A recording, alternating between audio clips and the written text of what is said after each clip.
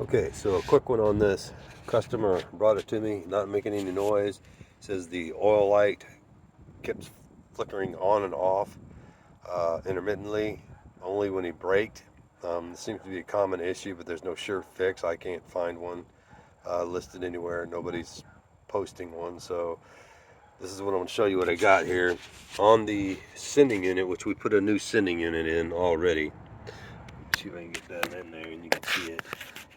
It's a brand new sending unit we had put in there. My assumption was the sending unit may have been failing me. This one, the one I took out, was actually leaking oil.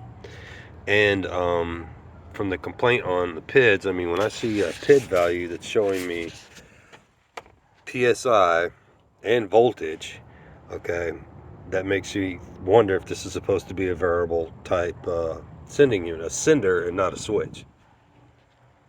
So, put a variable resistor on it this time, because I wasn't happy with the PIDs when it left, but the customer said, you know, the light didn't come back on, everything was well within specs, or as far as the light issue.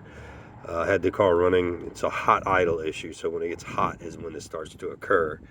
Right now the engine is cold, but what I want to look at is if their GEM module or the information schematic shows that this wire, the actual wire to the sender or the switch, goes straight to the instrument cluster on our schematic. So what I'm trying to do here is determine whether this is supposed to be a sender or whether it's supposed to be a switch.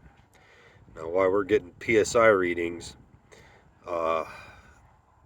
it just must be the way the system is set up to work through the GEM, I think. All right, so we're going to start turning our variable resistor. We can see that our voltage is starting to increase. We get to 2, we're going to kind of go slow, but you can see, I think once it reaches right around 4 or something, bam, we slam right up to a cap voltage. But yeah, see, we're right at cap voltage. So this should be working like a switch if my guess is correctly, or the GEM is interpreting it as a switch. It's not actually pressure reading.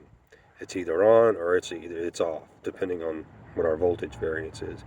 Now I'm going backwards with the voltage, and when we reach, I think, around 1, it drops back down to 0.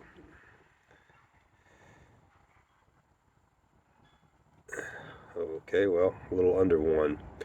We pop back down to 0 volts.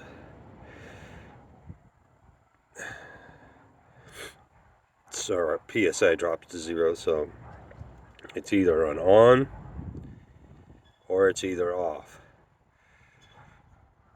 Reading the descriptions of what was only available, it showed to have a sender and or a switch, but 90% of what was showed on the Pro option was switches. I found one that actually said it was a sender, and this is the, wherever it went, I have this one is classified as a sender.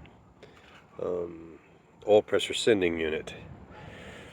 Sender, the other one was a switch. Oh, here it is. So I don't even know if I should even attempt to put this in to see if it changes anything. It's a one prong, one wire straight to the cluster. GEM module must interpret the information, and this is what we're getting here. So this guy more than likely has bad oil pressure. He put no oil in it. As soon as the light came on, he took it straight to an oil shop and had to put new oil in it. He doesn't know what weight they put in. It hopefully should have been 1030, but he's gonna have to verify that. What I'm going to do is I'm going to let this thing, I'm going to put an oil pressure gauge on it, I'm going to let it sit and run. Like I did, yesterday when all this drama happened. I'm going to sit here and let it run as long as I can, and then see what our oil pressure looks like after a certain amount of time. So anyway, here we go.